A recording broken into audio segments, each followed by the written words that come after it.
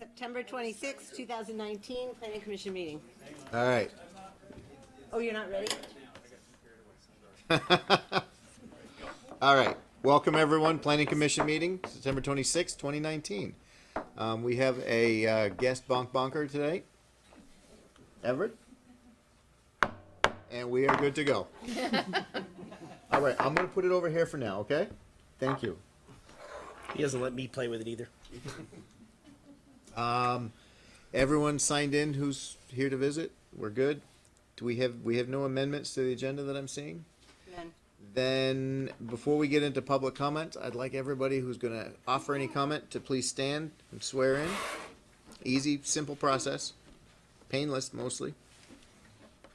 Do you swear that any testimony you present this evening will be truthful to the best of your abilities? Thank you. We have, as we go into public comments, it is an opportunity for folks to give us commentary on items that are not on our agenda. It is also the opportunity for commissioners and public to offer comment on the consent agenda, which is the next item in front of us. On the consent agenda tonight, we have a boundary line adjustment for Thomas and Elizabeth Taylor. This is a proposal to adjust a property line between 3A and 5A Jericho Road. That said, do we have any comments or questions about anything, including the consent agenda? No. Hearing none.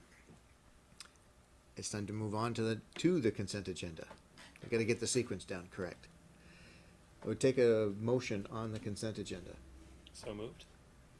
I move to approve the consent agenda item, the boundary line adjustment, Thomas and Elizabeth Taylor between 3A and 5A Jericho Road. Moved by Ned, seconded by Josh. All those in favor? Aye. Opposed? Motion carries 5-0. We're good. You're all set. Easy. Thank you, Tom. Feel free to stay if you want to listen to the next topic. So the next item on the agenda is a discussion about the ETC Next plan. We've had some back and forth. We've had some dialogue the last couple meetings. We have a note response from Mark in our packet this evening, and I guess we can open things up to have a little discussion on that. So I'll let staff go first. If you have anything to offer us. Well, John, not Shu, and Dusty gave us some comments on the plan. Oh, Dave did too. So it's you three. And we tried to help you out. We, did a response to your concerns. And Mark has prepared a memo on where to go from here.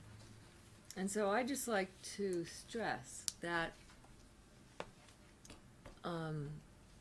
we got to wrap this thing up. And I'd like to see a way forward to that tonight, to get to yes. And let's see if we can do that. Okay, I'll chew on that for a little bit. Can you push this table? I guess I'm gonna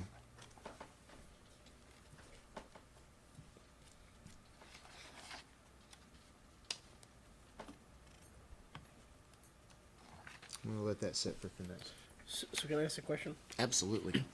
So Dana, based on that, I guess I'm confused because I thought that that the direction that we were given last we talked about this was that we were on hold until staff, town manager, everybody got on the same page. That's with the regulations, not the plan. Our biggest feedback, I think, has been that the regulations be taken out of the plan. So they're still in there, and I didn't see anything from Mark addressing that feedback, which has come up like in the past 3 meetings. The regulations themselves aren't in there, but there are references to the regulations sufficient so that when we go to implement the regulations, there's enough to hang our hat on in the plan. So I guess I'd still be confused as to, so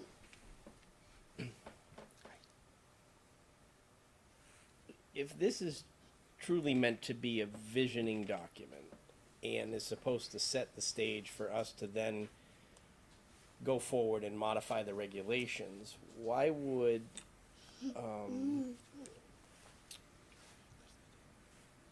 leadership want us to approve the plan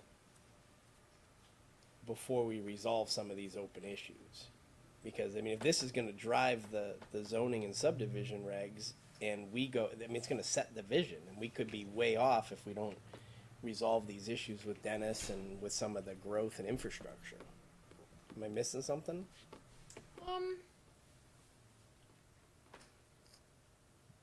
Maybe, and maybe not. I mean, I talked to Mark yesterday, you know, we have some options, and that's what I want to discuss tonight. And, I think we should just go ahead, you know, one, as Mark pointed out, was to put the whole thing on hold until after the merger. And that's not my preferred. I'd like to get this put to bed. We really need to get to the select board in November. I guess I'm a little, just speaking as just an individual member, I'm a little uncomfortable with just being the number of open items that have been raised by both Public Works and other staff members, that we would approve or, frame this document knowing that all that exists. And that's even outside of the context of everything that's happening in town government right now, which is, happening at the same time. I personally would like to see some of those things flushed out so that whatever we end up with as a final plan really memorializes both what, Public Works and other departments can get behind, so that we have a kind of a unified message and a unified plan, rather than something that the planning commission came up with and can't ever be implemented. I don't know, that's my 2 cents. So, we responded. I mean, I'm a little bit confused about all Where's this my stuff that's still tablet? out there. Because we specifically responded to your comments and sent them to you. Can I jump in? Mm-hmm. So Dave's been asking about what staff departments have been saying and whether they support the document. And we did have a meeting with staff departments to go over the outstanding issues, and we did come to agreement that they were supportive of it, with a few changes that have been proposed that we've either incorporated or plan to incorporate in the next version. And that includes Public Works. They actually even said they are okay with the street types, provided they're no less than 50-foot right-of-ways. But if the which they are exactly. But the alleys and service lane idea was fine as long as those were privately owned and maintained and not public roads. So I think we're actually in broad agreement with all of the other departments, and the only sticking points are one, the Route 15 corridor, question of whether that becomes a town highway, and then the question of impact to police and fire of additional growth. And those are not issues that we can resolve within the plan necessarily, because it does identify that there will be impacts and those need to be accounted for somehow, but that's not within the scope of this plan to resolve. It identifies them as future work. Well, and those are somewhat insulated by our current phasing policy anyway. Exactly. So. Yeah. And those will probably be dealt with under either the merger or future impact fees, but those are, again, part of the next steps, and probably should be dealt with before we implement regulations that exactly, put forth that vision and allow development to happen that may have those impacts that's not fully accounted for. Is that? Yeah. Yeah. We had the meeting with all of them, police, fire, Dennis, and and talked about the impacts, and we came away feeling really good about it. There isn't all that much stuff.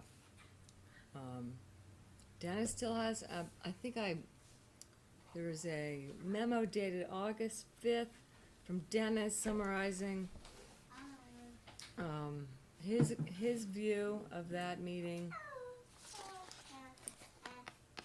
Or maybe there was a later one.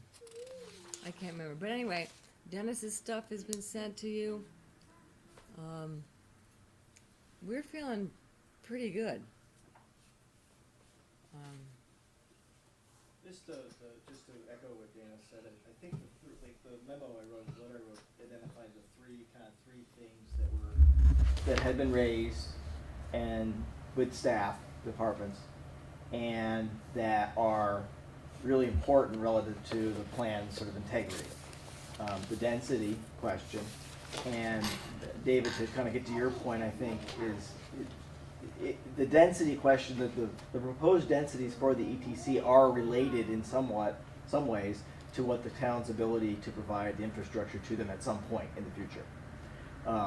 The big thing that I think that's been a little confusing has been part of this plan is aspirational, and part of it is foundational to the regulations, right? So there's it serves a dual role. And the aspirational part puts out the density figure because through the public process we identified several really important goals, and one of the goals was to provide enough vitality within the ETC to allow it to sustain itself as it evolves. So the key to that is getting some more residential density to make that happen. So we've identified that was a publicly identified goal. The plan brings that forward by enhancing some of the density, particularly in the MX districts, which are definitely increased in density. Primarily, those are the only two that are really increased in density. And that does put the community on the hook to have additional discussions and conversations about how to provide that infrastructure. As I understand it, Public Works is concerned about committing to that density in the absence of having the public infrastructure, a plan for the public infrastructure readily available. The way I look at it is just like you do with your town plan in some ways. You put out a lot of aspirational things, and then there's follow-up work to be done. And I think the plan tries to identify what that follow-up work that needs to be done to fine-tune how that density could be implemented, whether that's all on the backs of the community writ large, or if there's a combination of public-private partnership, or if it's all private. Those things have not been resolved, and I don't think it's in the place of a plan like this to actually try to resolve all those things. I think the plan tries to get those issues communicated, that these are steps that need to be taken, and the goal would be to get to that increased level of density within the ETC. So it's kind of chicken and egg a little bit, because you can argue about the density's too high or the density's not right because we don't have the infrastructure in place, but you don't know what infrastructure you need in place until you know what densities you try to want to get. So we're kind of in that little circular loop problem. I think the recommendation that we had was that Dennis has done some work, Public Works has done some work to try to understand some of those underlying issues, like the flow rates and some of the other issues. But there are other issues that need to be resolved, and more work needs to be done. So the plan that I wrote up, the recommendation I wrote up, was to make sure that those are referenced more fully in Chapter 8, which is the implementation chapter, and make it a little more clear in that chapter about the steps that need to come ahead. That the community's got to go through a process of finalizing those engineering studies, having conversations with the developers and see what partnerships can be created, all of that. So that's kind of how we're approaching that density issue essentially. Number 1 and number 3 are kind of linked. Route 15 really, to me, is the only real structural disconnect between the plan as it exists now and Public Works. And I think it's important to recognize that the idea for the median, the boulevard on a small segment of Route 15, and or the taking over of Route 15 to a Class 1 town highway at all, was promulgated in the plan as a remedy to allow the community more flexibility in dealing with access management issues, speed, and public safety of crossings. That's the purpose of it. You know, the important also to note that the 1991 plan, the current plan in force, actually shows a boulevard and portion of Route 15. It made a bunch of assumptions before the idea of even transferring over to Class 1 town highway existed about the idea of access management along Route 15. So that's not new. It's been continued in some capacity. And I think the concerns that Public Works has raised about the communities taking over the road, they're legitimate concerns. You do have to understand the cost of that. You also have to understand the benefits of that. And I think what the plan says is, here is an idea that many communities are taking on. This is a program the state of Vermont has definitely been supportive of in getting communities to at least consider. And you should study what the implications of it are so that you can move forward in some ways to address those issues of access management, public safety, and public control of the streetscape. Doesn't commit the town to anything particularly. It commits you to basically just planning, continuing to plan, which is oftentimes what a master plan does. So my understanding from staff, though, is that Dennis is particularly concerned about even having the implication of that being out there. He doesn't believe, it's his contention that the program would cost the community too much and that it would not be in the community's best interests. And to my knowledge, I haven't seen any detailed analysis about or conversations with V-Trans to sort of help me understand if that's the case or if it's just a concern that's been raised, and I don't have any information other than that. So to me, that's one of the things I think the Planning Commission should be, help us understand if that's how important is it to the Planning Commission to press forward with at least the idea of that Route 15 changes, because if we decide to get rid of them, if we decide to vacate, any community control over Route 15, the ripple effect on there is ripple effect within the plan itself. The document does have a lot of references to 15 and a lot of emphasis on that. So we'd have to take it'd be an exercise in reduction to get rid of it. So I just want to make sure I understand. I think that's, if there's one ask I have today, that's one of the asks, is to get the Planning Commission. So let's jump into this for a minute here, because I'm thinking that we're each looking at different targets, and that's disturbing a little bit, because I think the commission for the last 2 or 3 meetings has been pretty clear. We've been in support of the vision, the goal, the target. What we've been contesting is what's in this as a scope document, and we're calling it a scope document. We are not calling it a technical document, as far as this is not the rules and regulations. I think we as a commission, and you gentlemen, please correct me if I've missed something, but we made a conscious decision once we saw a complete draft, which we had not seen a complete draft in recent history. Once we saw that complete draft and started analyzing this as a whole document, we made a decision to make this much more of a visionary document. And that's what I think our contestation is on. Whether we include Route 15 as a potential boulevard and include all of the reasons why Public Works finds it would be risky or finds it would not be financially feasible for the community is in my mind, it has not been a point of contention. So we put a lot of emphasis on that, and quite frankly, I don't see that being an issue. We can leave it in there and say we like it, it's an idea, and put all the reasons why Public Works thinks there are challenges around it. And it's not, no, we can't do that. It's, yes, if we do that, it will take this. I have no issues with that. What I have issues with is what we talked about, and it really is on your recommendation list, number 2. I don't have a concern with number 1. I don't have a concern with number 3. Number 2 is where I'm feeling challenged. And Dana, to your point about let's wrapping this up tonight, I'm a little challenged by putting an artificial timeline on this. Well, I didn't say tonight.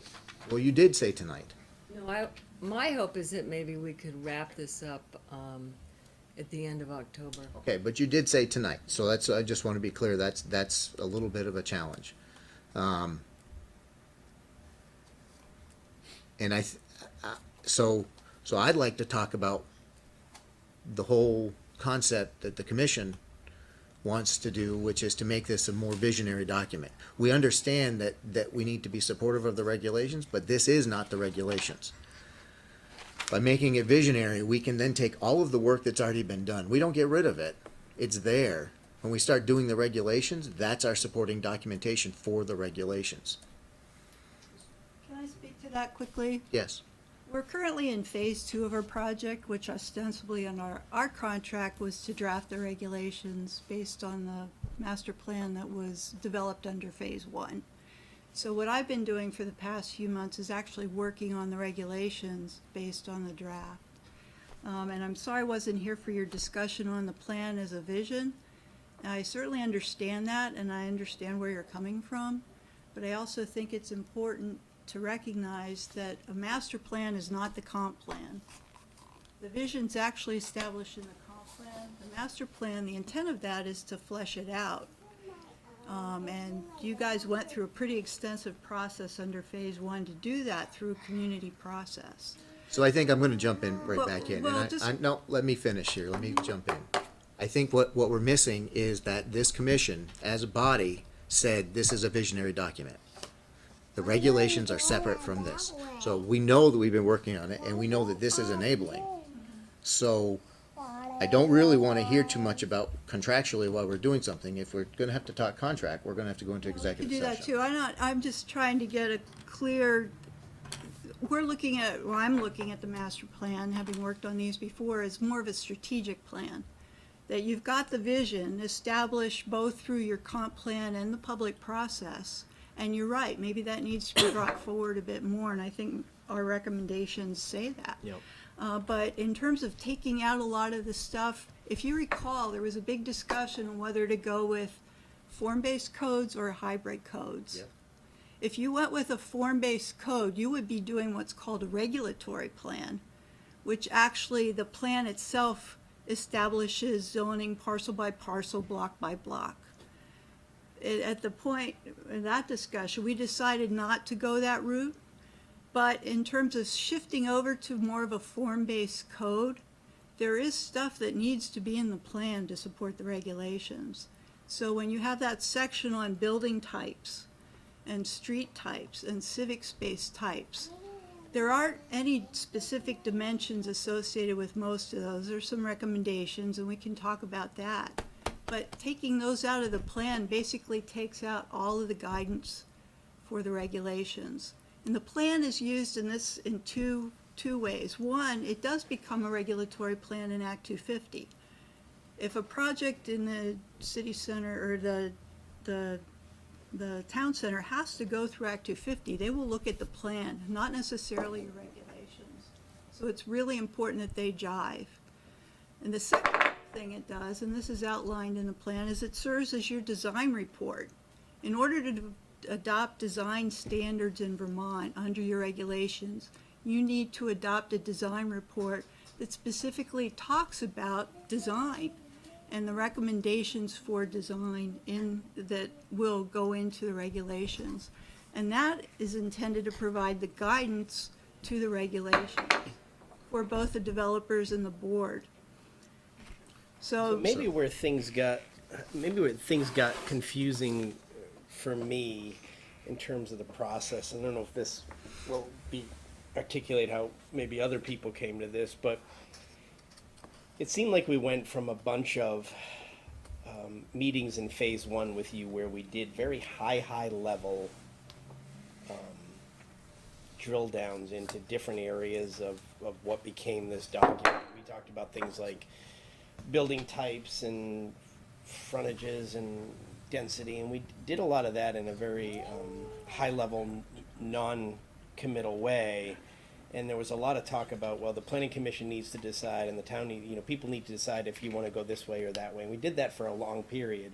And then we got to the point where we finally saw this document in its totality, and I think the consensus around the table, I don't want to put words in other people's mouth, but was that this became very prescriptive quickly, and we were fearful that rather than this being a visioning document, this actually was like rubber hitting the road.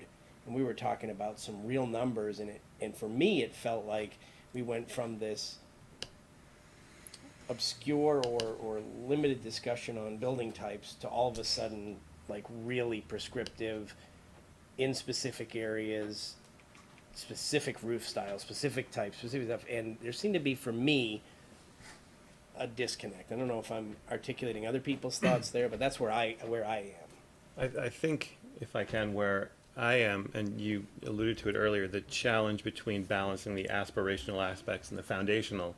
And I think the sort of specificity I need is, I hear you loud and clear when you say, this is a substantial amount of information and what helpful, a different one. The current draft plan provides an important basis for support for those code changes and protects the town should they be challenged. So is the implication there, this is, I think, what I need to square, that this level of specificity is absolutely necessary to then have the regulations hold water later on should they be challenged? You need this sort of, it will be exactly like this, because then, like you said, we're not talking aspirational, we're talking real drill down specificity. And if you view this as a layperson, I think I said this at the last meeting, that's a tough sell. Yeah. That instead of saying, like, I think I personally, again, not speaking for anybody else, I agree conceptually with pretty much everything. I like the ideas about Route 15. Obviously, there'll be some interaction there. I like the idea of density. I like the different villages. I like all of it. But there's a difference between sort of the goal and the means to achieve it. And I think that's where a lot of the hang-up is how much do we have to prescribe the specific means in such a way that will bind us? And then if that specific means is found to be infeasible, are we really in trouble that we've got a plan that we know can't work, as opposed to the goal of this plan is we want good stuff on Route 15, obviously phrased more artfully than that with a little more specificity, and here's how we're going to do it regulatorily, as opposed to, since we need this as the foundation document, we have to say specifically Class 1 road, and then come to find out, Dennis says later on, Class 1 road isn't going to work, and here are the reasons why, and here's the data I've been working on.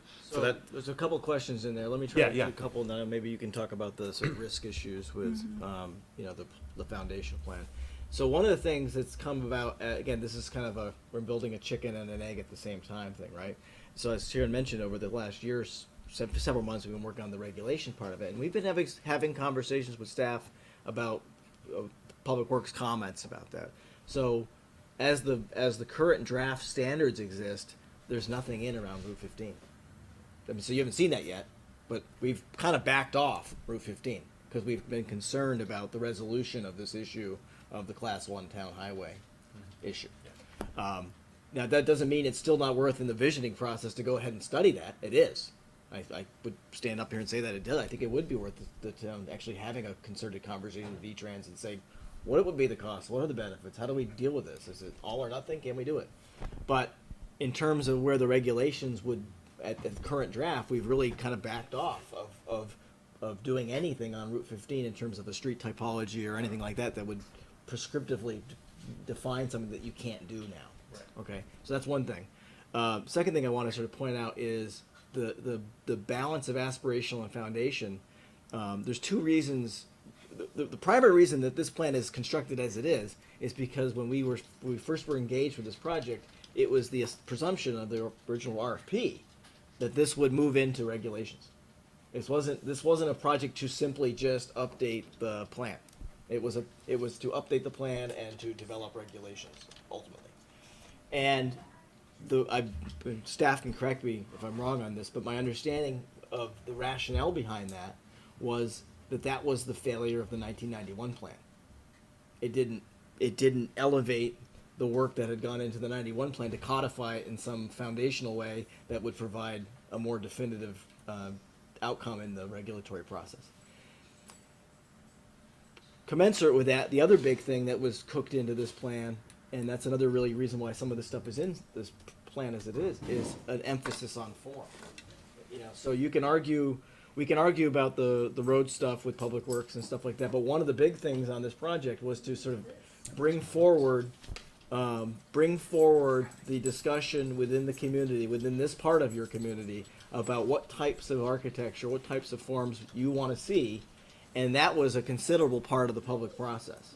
There was a lot of work done during the public process to try to get to those foundational things about what is appropriate architectural character form, all those sorts of things. So I think we tried in the draft as it stands right now to try to find enough detail in there so that anybody who reads it, and again, this is not necessarily a document that's appealing to the masses.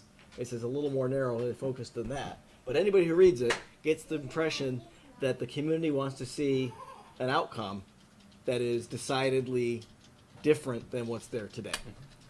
So let's make sure we're talking about the same components. Yes. You know, because we're not talking about taking the forms out. We've never said that. We've talked about taking some of the specific numbers out. You know, for example, I was looking for one of Building these things. heights everywhere. Building heights, take them out. You know, we're talking. We talk height. We talk number of floors, but we also talk height. Take them out. You know, we're not talking. I mean, allow the forms there. We've got the forms. I think we're all in support of that. Yeah, can I just, I'll get one at a time, it'd be great. So, during the public process, if there was one metric that was continually, Paul is here, she can attest to that. There was one metric that was continually discussed in public forum and through the conversations with the steering committee was height. And the feeling that at some level we needed to be clear with the community about the types of heights, the range of heights that would be needed to support the densities that we're proposing. So again, foundationally, if you look at this as an aspirational vision, to not say anything about height, to simply say, But we're not alluding that. We're talking about taking the numbers out. We're not talking about taking the forms. So I'm looking at neighborhood commercial, and it shows multi-story structures. yep, So we're not talking about, I mean, we're using the visual representation of the forms. I haven't seen any of it, didn't hear any of us say not to use those. What we talked about was, we have a recommended height range 30 to 40 feet. Okay, height range is fine, but then we also talk about maximum number of floors and stories. We don't need both. We don't need either, really. If we're talking about multi-story units, we've got pictures of them. If we're using forms, we're setting an expectation. Regulations per area, where we put in per zone, we'll say, this zone, you're not gonna have more than 40 feet. This zone, yes, we want more than 40 feet. Our plan says we wanna increase the density, we wanna have a higher density here, we need higher buildings. And in some places, you're not gonna get more than 30 feet. So I think what our direction was is not to remove the intent, but as Josh was saying, is to remove the specificity and say how. And even limits, because maybe we want to go higher than that in a particular zone. So we're not looking for this to prescribe how, but to give an indication of what. And that means these forms, multi-story buildings, different uses, whatever is in here, the streetscapes, things like that. That's what we're seeing as the scope and the plan. So that's why I don't think we're bouncing around the same point. We're just looking at it from different sides of the circle, square, whatever, trapezoid. I have a question. At one point, somebody said the colors were going to be in the Are they or are they not? we have guidance in the plan about colors. It's different guidance. Specify what you mean by guidance. You know, it says it's not prescriptive as in these are the colors you get to use, but there are some metrics around which we're proposing in terms of the palette of the materials, complementary colors, essentially. A limitation on Do you understand what a complementary color is? I do, but the question is, well, in the regulations, can we define it? I mean, again, A complementary color is an opposite color. So are you gonna have a street that has red and green and blue and orange? So let's not drift too far down. No, but I will say that's a good example of where the design portion of the master plan has to address that in order to include it in the regulations. right. So we also were focusing on the lots in density. We're not arguing with increased density. We're not arguing with much of any of the overall intent. What we were finding disagreement with was including a chart with acres and then a pie graph with expected use. And this is Historic Center, page 73. Again, you know, we were calling into question, and I wish John Alden was here, because he brought up some of the derivation of the, you know, the math used, and it's fine to say the math is in the index, but if you have to look at a table and then go somewhere else to, and study something else to understand it, when the idea is to have an idea of what we're trying to get to. So this is when we're talking about removing some of the specificity, we didn't feel we needed to have a chart that shows the total area, the estimated buildable area, when we've got something down below, which we're looking to drive a more generic direction. So I think that this is why I don't think we're not that far apart. But we want this, we had chosen to take a more visionary approach to this and not have this be prescriptive as this is the number of acres and this is the number of acres, but this is the percentage, this is a percentage, and then let the regulations be specific based on the time, the need, the zone, and so forth. Okay. I'd say that's fair. The one thing I would point out, though, is that is the basis for the building types and things that are included in those districts in order to achieve those. Then we things. put a sentence in there that says that. And the other thing I would just note with the building heights is that actually gets to some of the fire emergency public works standards. So it could be tied to some of those recommendations. So the other piece of this is that none of this stuff is considered, we don't consider any of this throwaway work.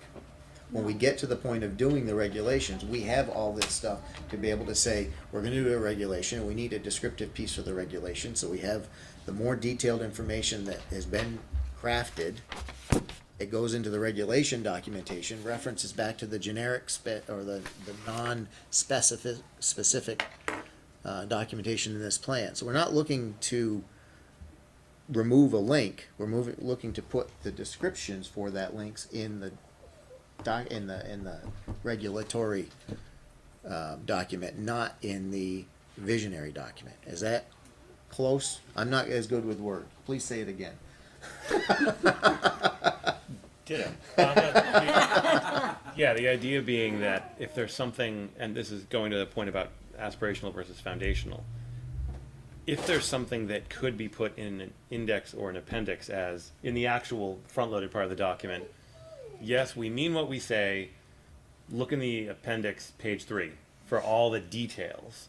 Because I don't think any of us are really opposed to there being details and that being tied to a regulatory framework. It's just, does that need to be in the visionary part of it? And does that need to be as specific? Because again, I'm just imagining how it's, going to be received. And the less prescriptive the vision can sound in the specifics, I think, the better it'll be received. The greater chance for success. The greater chance for success. That's Okay. in as much as that is feasible. Okay. But I would say that's fine too, but it also links to the public works and fire code standards and things like that, not just the zoning and subdivision regs. When you start talking about building heights and things like that. Yeah, So I it mean- affects more than just the zoning and subdivision, and I think that's where some of the concerns from public works and the fire department were coming from. But from the public, I think the concern was not that we have greater height, that we do not get too tall. Well, I think that was kind of one of the reasons why the range was in there, so to allay fears that, because you may recall during the planning process, public process, there was a discussion even about 6 stories or more. I mean, there was a lot of discussion early on about what density should the ETC have. And so out of that process, there was, I think, the consensus range that's the recommended range that's provided, kind of brought it down to where people felt comfortable with it. But the other thing that came up in all of that discussion, and I think it holds for not just the South District, but, you know, any other district where height is relevant, that, that the height relate to the elevation of the site. Yes, right. So that, to me, is important wording that maybe should be included in what you're working on now. Yeah, it's in the plan, but I think your point, you know, if we're going to take out the range did cover that. The recommended range was meant to provide the foundation for that conversation when it got to zoning. Yeah, but it doesn't specify that there is Well, the original So- draft. The original that did, then we had to take it And out. both, and we were asked to take that out. The original did specify sub-height zones. It had a line, it said this is the zone here and this is the zone here. In This draft both the doesn't. north and the south, based on the elevations that were flown with the drone. Yeah. Okay, but that was specific to those zones. Yes. And I'm saying that, what I'm saying is more of a general philosophy, that the elevation of the basic site can influence the height. It says one of the bullets says, just so you read it, just Okay. under height, under building height And recommendation. I don't think I have the most recent one, because page 73 isn't. Okay, so the most recent version under height recommendations for all the neighborhoods says, height zones within the neighborhood could be established to allow variability in overall height in recognition of important regional views.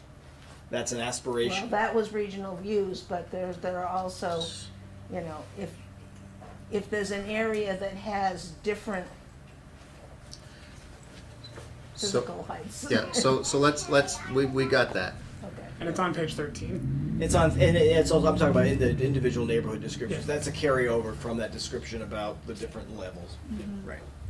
So to me, that's a perfect statement for the plan, and I agree with what Paul's saying too, so it's good to see that's in there. It's in the plan, yeah. But the details that you're talking about afterwards, to me, that seems like that should not be in the plan.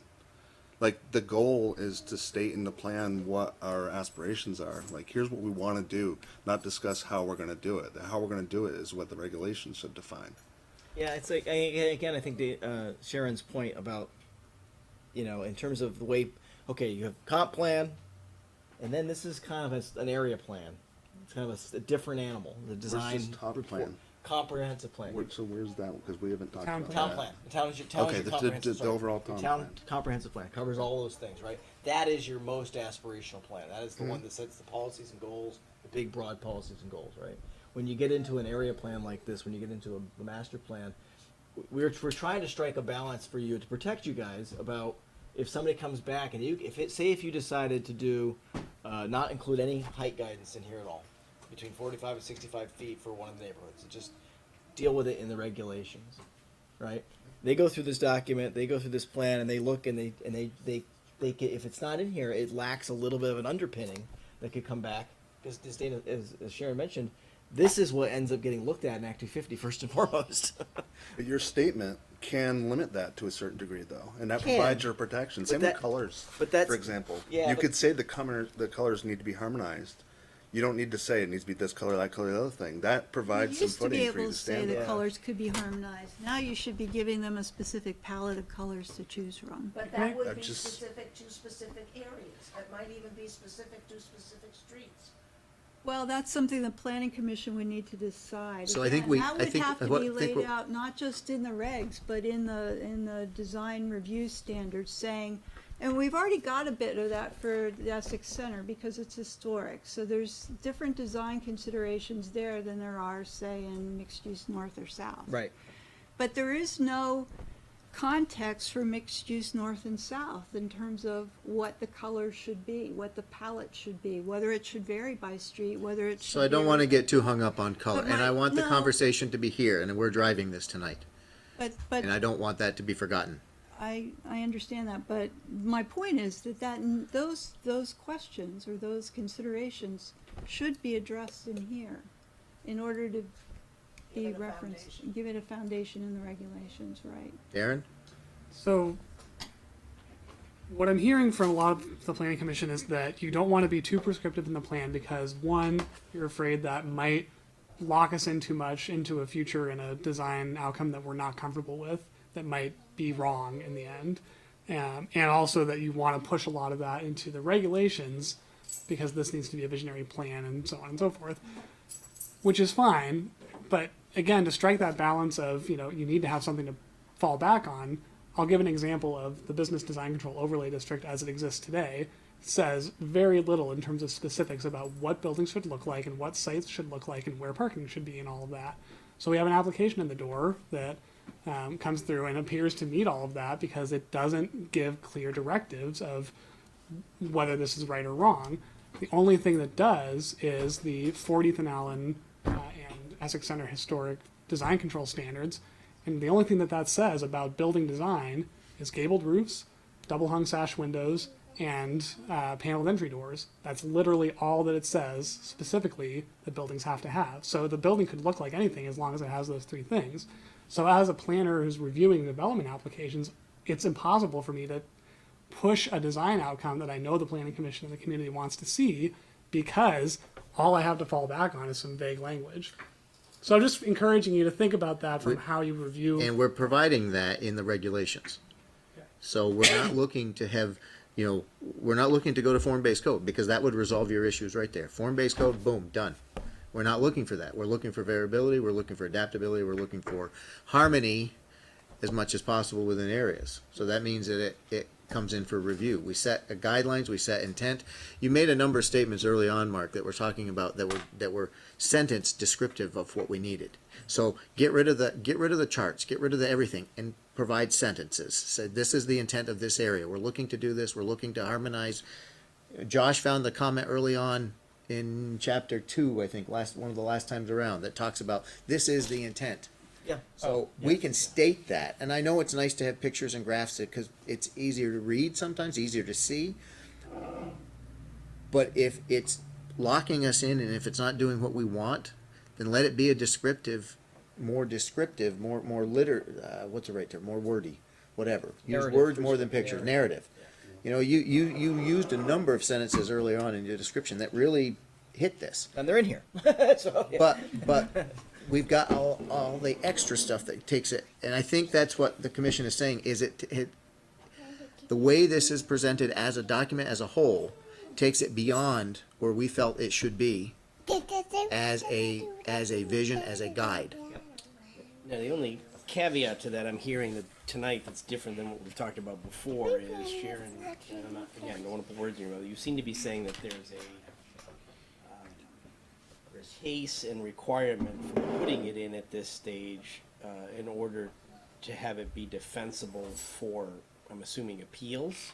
If it's ever challenged. Yeah, so I mean, if that's the case, I guess I would just want to know, A, that that's true, not that I'm quite, but like why it's true, if it's either statutory or case law based. And if that's the case, then I think if are saying or being told we have to put it in there because of those reasons, then I think we're going to have to go back and spend more time making sure that we have the nods across the table to say, okay, if it's got to be in there because of either case law or statutory requirements, all right, we'll put it in there, but we better make sure we're all on the same page with what the numbers are so that we don't get hamstrung, I mean, if we didn't have this as a guiding document, what do we go back to? We go back to the original plan and the town plan? Right, The original town master plan. plan and Control standards. Design control 30 years old. To your point, though, and I think that is kind of the basis of some of the concerns.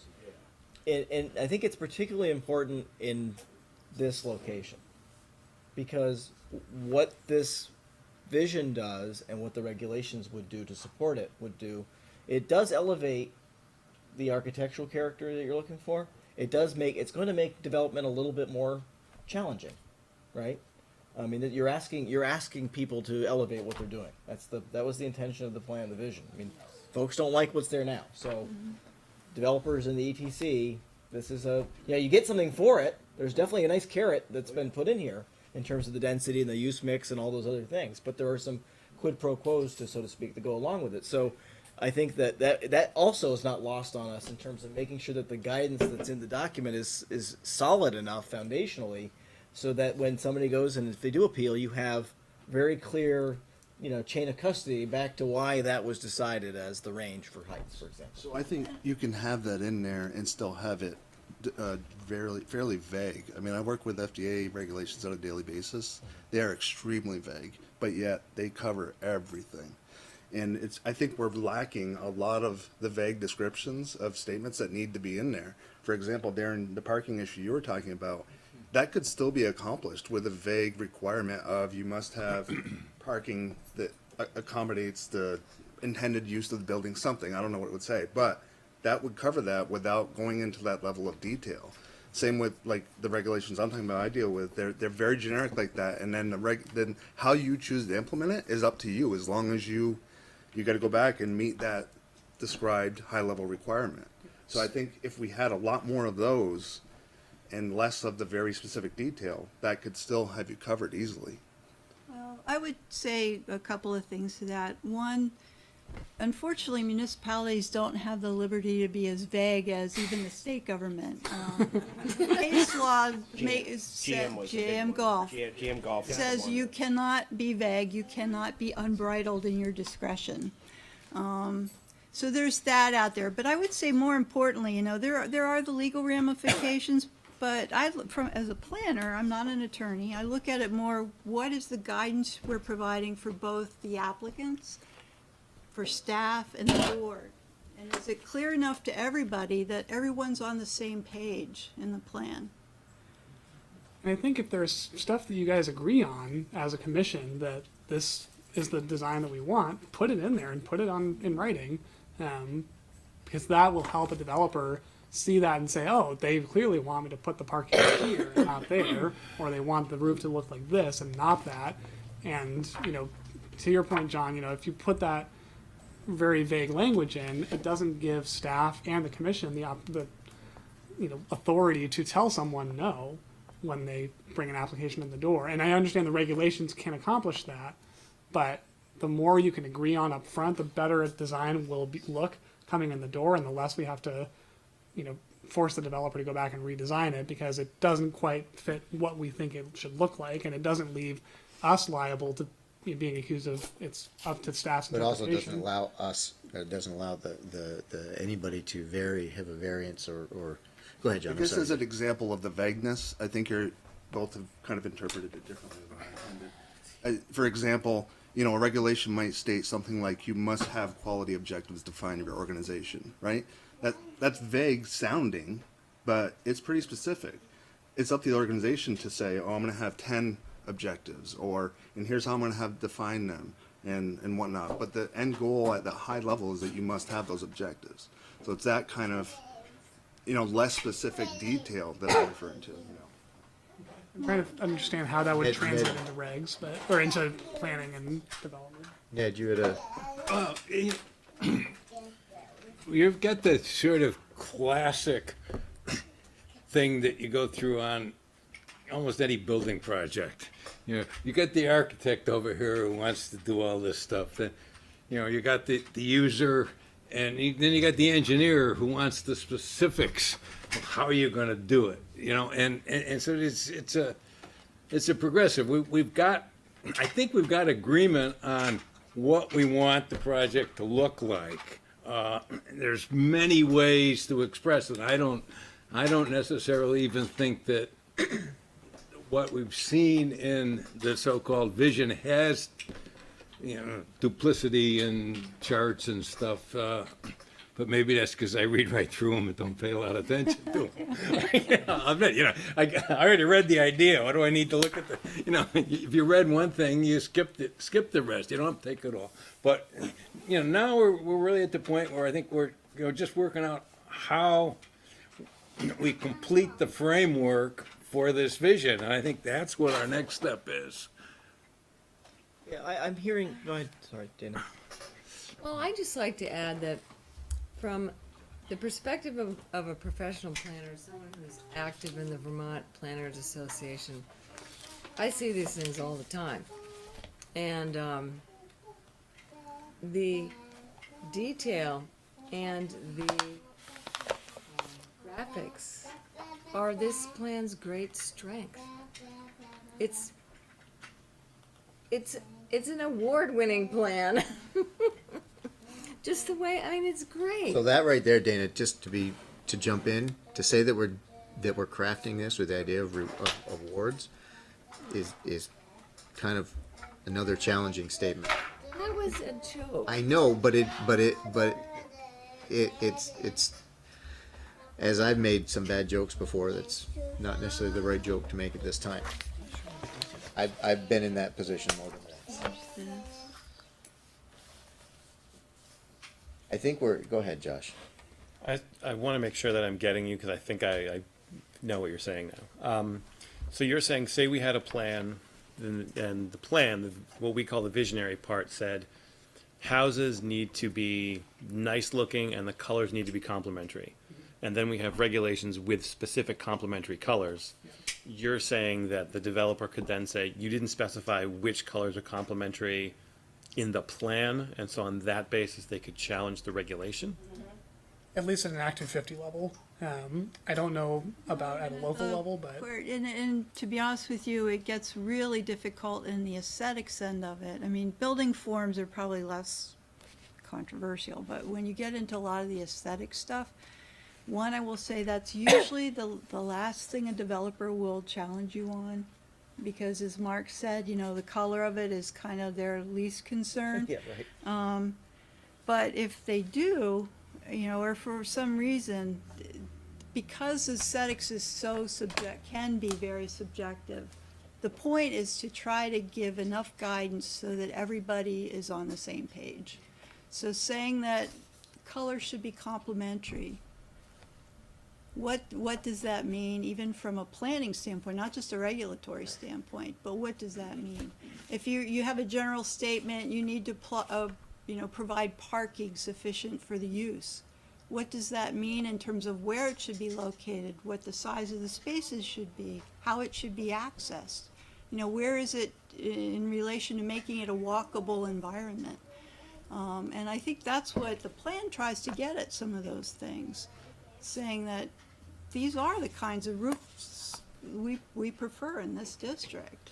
It's not just, it's not, please give us a roof that we like, or that, a roof that is compatible with The neighborhood. the neighborhood, again, because in those areas, you really don't have anything to compare it to.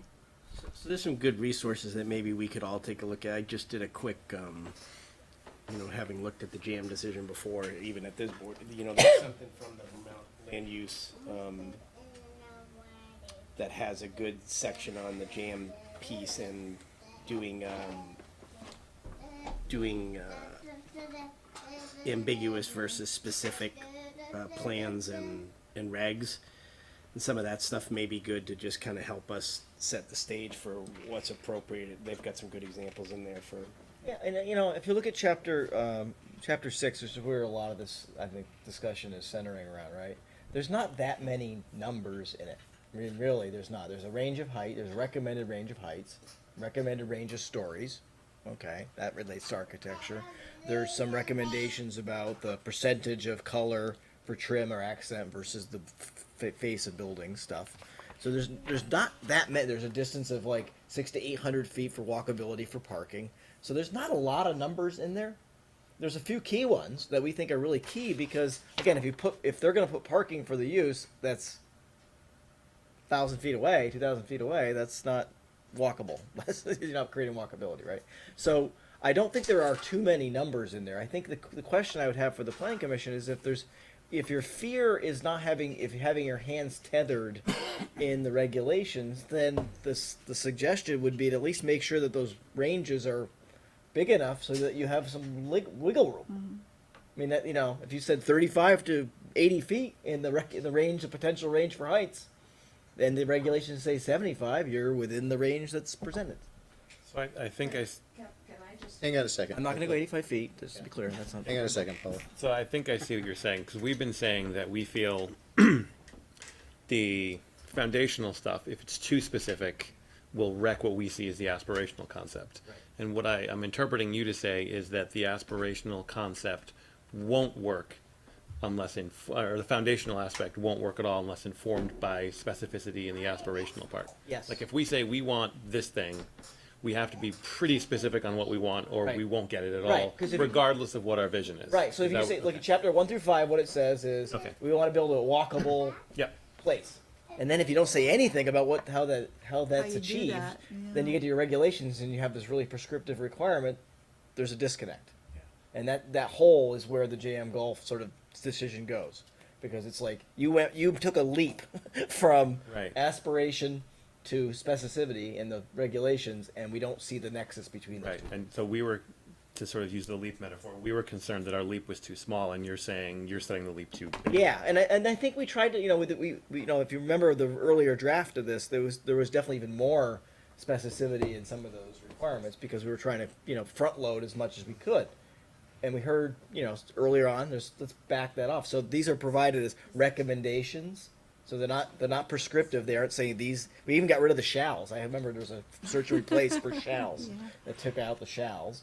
Target ranges, recommended ranges, guidance, really guidance, and that doesn't mean you can't deviate from the guidance. If the planning commission decides when it adopts regulations to make some particular neighborhood less than 40 feet, I don't think that creates a huge gaping hole for you, because it's recommended range. It's not. It's a range. It's not prescriptive. But I think we were trying to find that balance so that you guys are protected later on, eventually, if it comes to it. And as I mentioned to Dana in the call yesterday,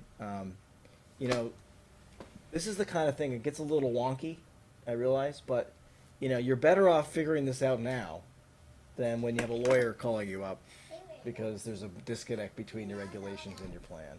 I mean, no one wants to be there. That's not a great place to be. No community wants to be there.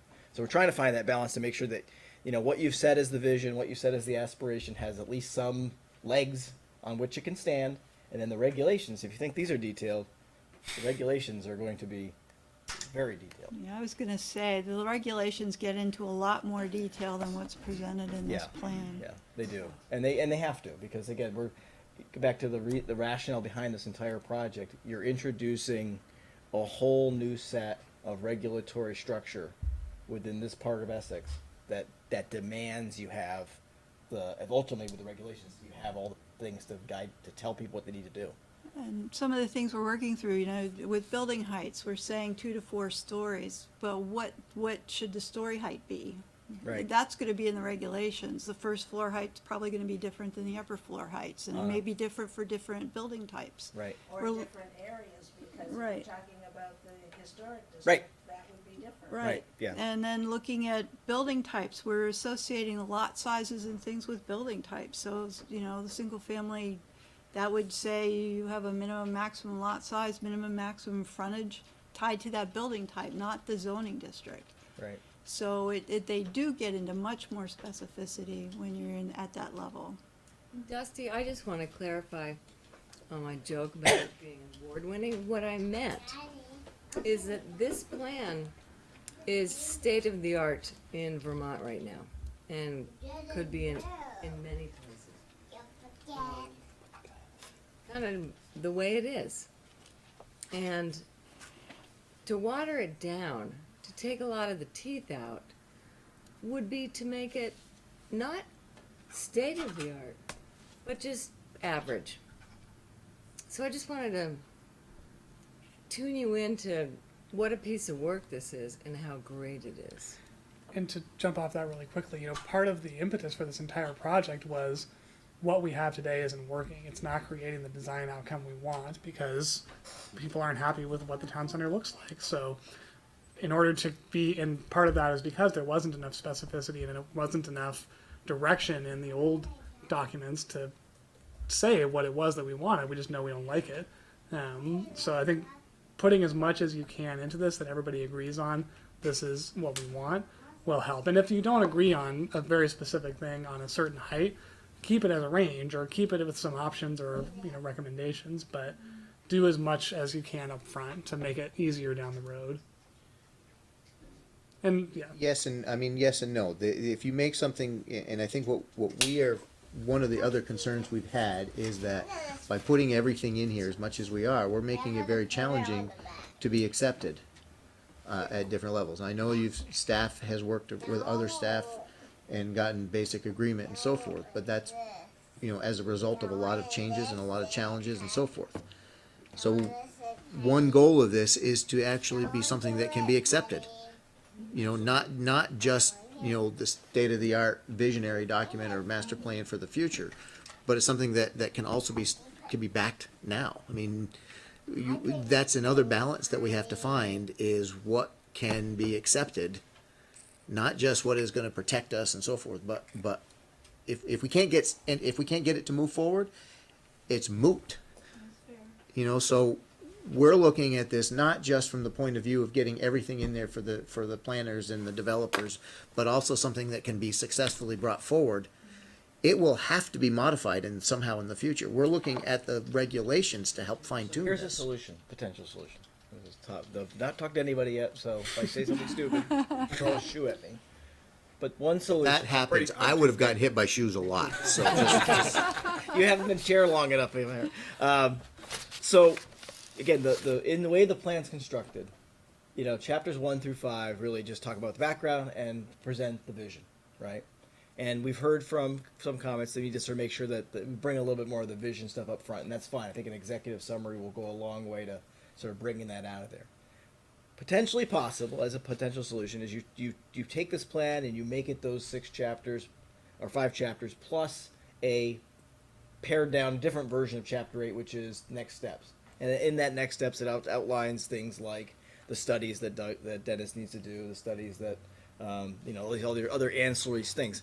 You take then chapters 6 and 7, which are the design guidance for the plan, and you publish that as a separate document.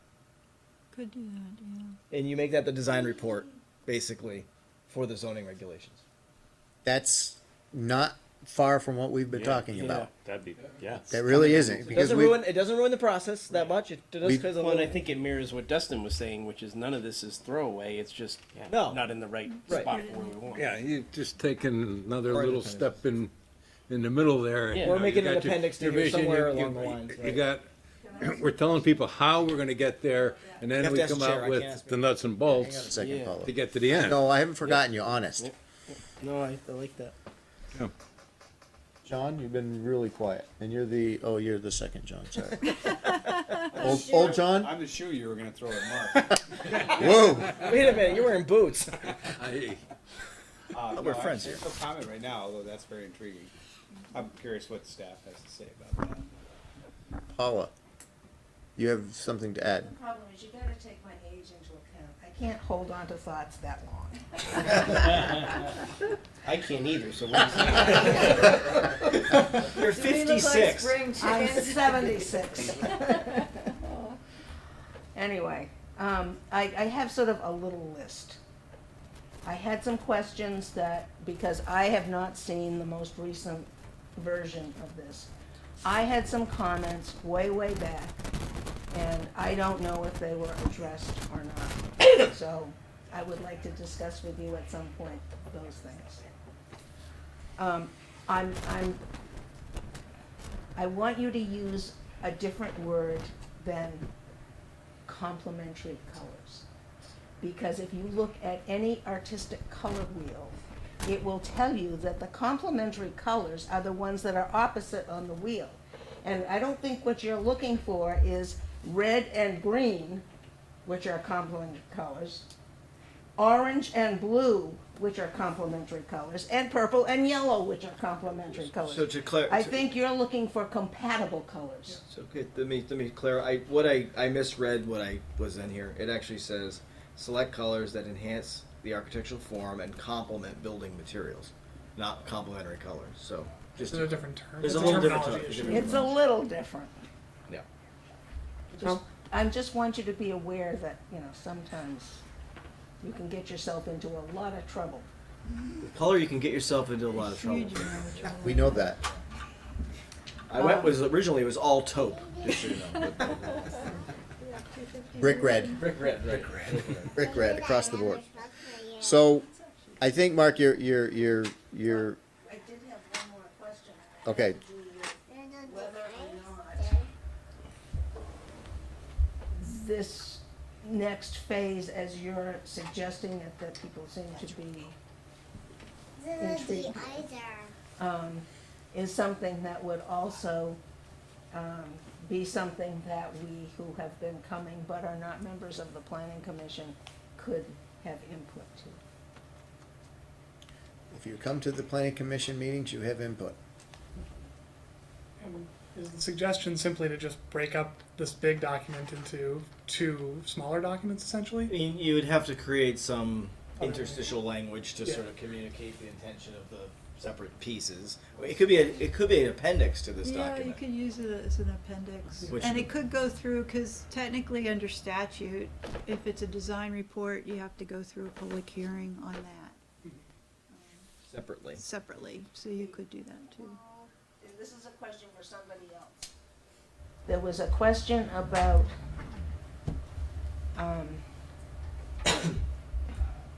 density minimums. And I think the question had maybe more to do with, why are there density minimums?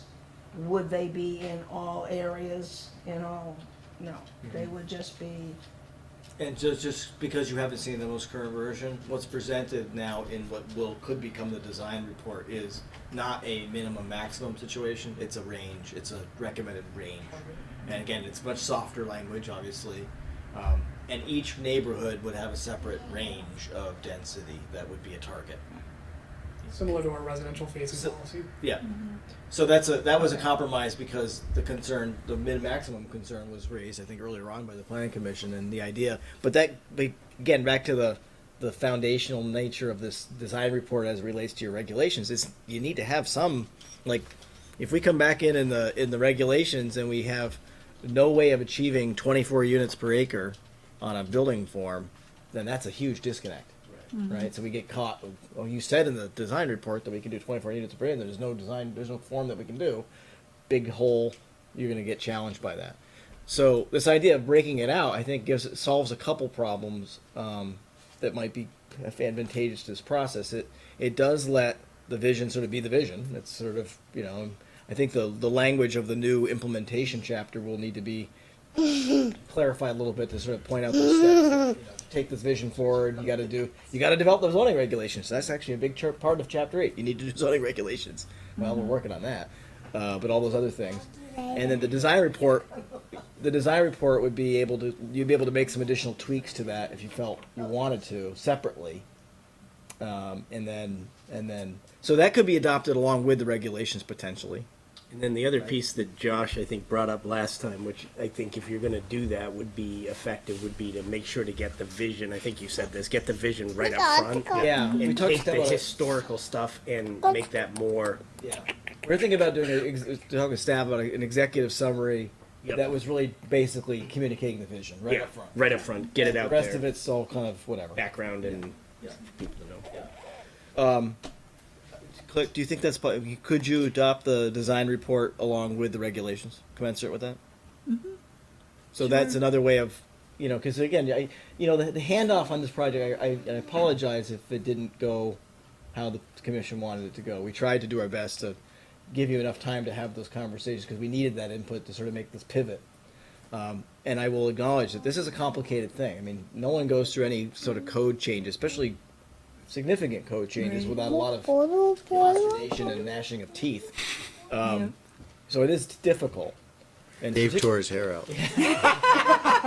Well, and it's particularly difficult. It's particularly difficult when a community's making the leap into regulating design more. I mean, that's always a big step. If you talk to anybody at South Burlington, with anybody that's done it, it's a big challenge for everybody that's done it. So I applaud you for staying with it because it is important. But I think the idea of pulling that out, if to your political ramifications here, if it makes the vision be able to sort of everybody get on board with the vision first, great, because we need that underpinning to make sure the foundation can be established so the regulations can follow. And I think we echoed that here in that quite a while ago as a commission, we've said, and we've been consistent on that we are behind this plan. We haven't been, we put it to bed a while back that we're gonna, stop it. We've been on board. Exactly. July 25th meeting. I don't think you need to Okay. vote. So I think we've done that as well, as we've committed to this. And we want to make sure that this succeeds. And to do that, I think that there's been a consistent opinion that we need to shift this initial document, initial presentation, we need to shift it a step to the left so that it becomes more visionary, and your framing of providing a separate document really was what we've said, which this isn't throwaway. None of it is throwaway. We just need to package it differently. That's fine. The one area where there is again a bit of friction As Dana pointed out, I mean, we've got, I think all the departments in the town are on board with the general vision. All of those things make a lot of sense. So I don't think we're gonna have any problems there. But for this question of Route 15. Take it out. Well, I know. There goes my hair. I think you leave Yeah. that in there and you frame it to the reality with which it is currently, which is this. There are certain things that the public and staff and other people would like to see happen, and some of it is beyond our control. But it doesn't mean we're going to leave the vision behind. I mean, Right. And the decision, and I think that's one of the, I mean, staff can correct me if I'm wrong here. Dennis has really got a lot of anxiety over that, and I get that. But I mean, but a plan like this, you've had the current plan since 1991. Right. A lot has changed since 1991. I had more hair in 1991, and a lot has changed. So I think the point is that the idea of gaining some control over 15. Who knows what V-Trans will do in 10 years? They may be giving a fire sale. Like, we're going to demand you take them over. Yeah, that's the direction they're headed They're in. heading in that direction. So the idea of putting it out there as a potential remedy for some of these structural problems with your town center, I still think is really valid. And, the solution may not be in the short term. The solution may come with consequences that the town needs to fully vet and understand. But it's still an idea that's worth keeping on the table. And ultimately, what's recommended, that's the means to achieve the goals, and everybody agrees on the goals of access control. You can do other ways. Yeah, you can do any, and that's Dennis's point too, is, we can achieve all of these end results, whether or not we take over as a town one class highway. So as long as we agree on that, I think that stays in the plan. Yep. If that's one alternative, is take it over as a town highway, and the other alternative is work with V-Trans to make the same ends happen, then We can work with staff to make sure that the language does what it needs to do on that. But I would say to that point, V-Trans is on this kind of Kick. to, because they just don't have the equipment and the manpower to manage a lot of what would be considered more urban infrastructure. Right. They can't plow sidewalks. They can't, manage a narrower Bulb plows outs and stuff like that. So they're very reluctant, and they're becoming increasingly reluctant to approve those kind of changes within their corridors. And not to dive too deeply, but I think the understanding from Dennis was the town would take care of that part of the things that relate to it being part of the town center and the urbanized area, but V-Trans still has responsibility for paving, plowing, and stormwater, essentially. And traffic lights. Traffic lights, yeah. Traffic lights, I know that's an issue too, yeah. I think as concerns the plan, the exact wording, potential remedy, is perfect. Those are the two words that need to be included, because that's, I think, the exact balance we're talking about. A potential remedy for this problem is this solution. And then I don't think there are any problems at that point, at the vision level. If I can put a plug in for moving the vision forward, specifically the two words, or the two phrases that I really liked, and they're on page 20-something, with better connected, more cohesive. That needs to be put on literally every page, because that's what we're trying to do. And in terms of separating out the document and having the sort of guidelines and then the vision be two separate things, the more times the visioning document says better connected, more cohesive, the better. I'll take that advice with some grain of salt. As a watermark over Everywhere. the whole We'll make T-shirts. It's a whole thing. T-shirts, yeah.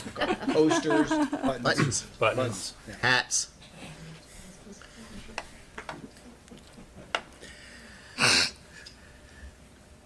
And I think, I mean, to be fair, acknowledging everybody's work and respecting all the work that's been done, we haven't felt that anything has been inappropriate as far as the flow and the progression. I mean, we've spoken that this feels like it's a very natural progression from ideas, giving components, putting things together, and looking at things from a larger standpoint or a more complete standpoint, and then feeling that we needed to shift a little bit. And it doesn't, at no point have we felt that we've been really out of sync. It's just the way it's been presented. It needs to be slightly different in order to achieve a greater success and allow everybody to embrace the idea without the vision, without being stuck by that one particular item that I can't stand behind, even though it's just a potential. Thank you, appreciate that. Again, I think for clarity, to make sure we get this right, because the timeline we're operating under is tight. Closing in? Yeah, yeah. Is it the preference of the planning commission to separate this out entirely, or make it an appendix? Because if it's an appendix, it would be totally adopted along with the vision document. If it's a separate document, then it could be adopted through a public process as a design report separately. Is that right? I got that right? I think I got that right. Yeah.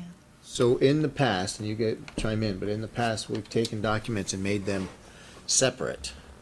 We've taken them out of plans, out of town plans and so forth. So it allows the plan to be stand and allows the secondary or associated documentation to be updated and adopted separate from. Open space report or open space plan. It allows greater flexibility and adaptability and allows you to update pieces without having to update the entire thing.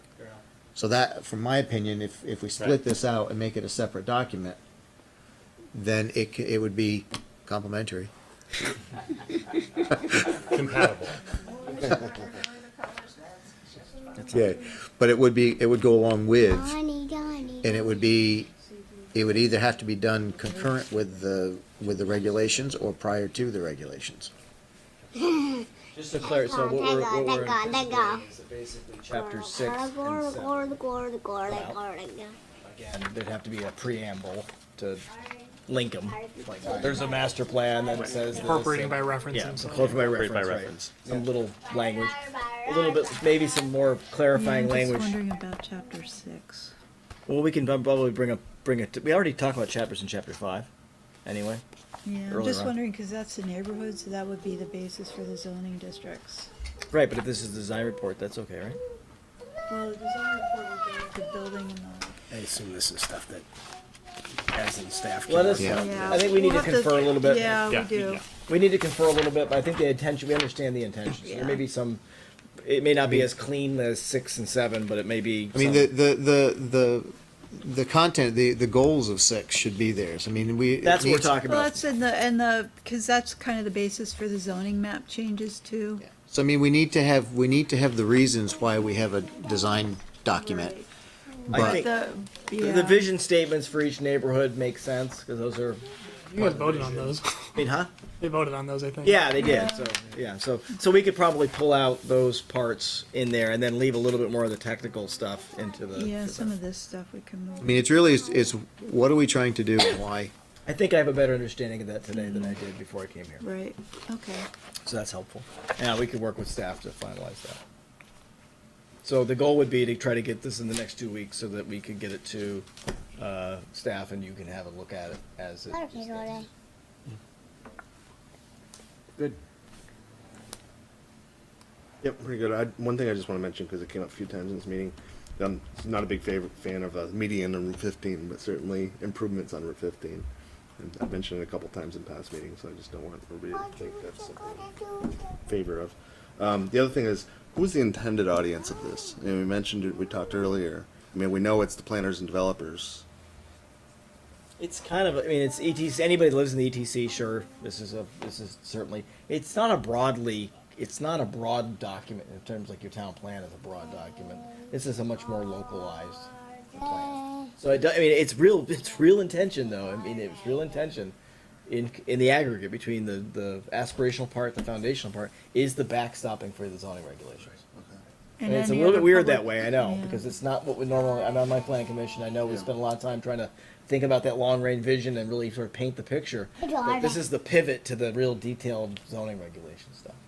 And then lastly, you mentioned, to your point earlier about, if we can't get approval on this, it's kind of a moot point. Have we done any review with select board on the plan as it's drafted, just to get early feedback? Are they gonna throw their arms up and say, there's no way, we're not even close? Or are we gonna wait and find out when we think we're all done? Is there any way to do that in a, at one of their meetings or something? Has that been? Haven't we, I think direction has been to try to get everything resolved before it goes to the select board. Yeah, and then we would have a work session and a couple hearings. But they see our minutes, they see our, they, We did present an There's earlier nothing version of this. surprised, my concern. You know, waiting to the end to drop it on them. Well, the end is still their beginning, so I see what you mean as far as if we get to where we think we're good and clean and we got a great document. Yeah. I'd rather make the changes they want now before we give them the final, if we can get some of that feedback in advance, just like when you're developing something for a customer, you know, hopefully. I think and you guys can definitely comment on this, but I think some of the major feedback that they're gonna be looking at is Public Works. And if Public Works is against it, they'll be against it, is in general, that, you can't say that with certainty. But if Public Works, it takes a stance against a number of elements, then probably get kicked back, so. And John, that's right, they typically, Dusty said it well, they get it and it starts their process. So they're going through the same thing you did, as Dana said, with a workshop, and then maybe a hearing, they might want more. Or they might say, we don't like this, we'll work harder. Go back to the planning commission and work harder on Okay. certain stuff. So that is their initial review, expected to be their initial review. I Question have I seen have an is, earlier version of the plan about a year ago. does the town attorney review it, Dana, I guess, before it goes to the select board? And before the PC accepts it or pushes it up, or, We could do that anytime. so that might be a thought you might want to think Fewer about. changes will be made. Yep. Good? Good. You guys? So what we'll get on for the next meeting is just the vision document, not necessarily a design report, or both? So are you, would that be in a week? you guys can work, you guys can Well, I work. just, scheduling wise, that's all. So Yeah, if we're let us planning know. for 2 You'll weeks. let us know. Oh, okay, I'm sorry, I thought he said 2 weeks.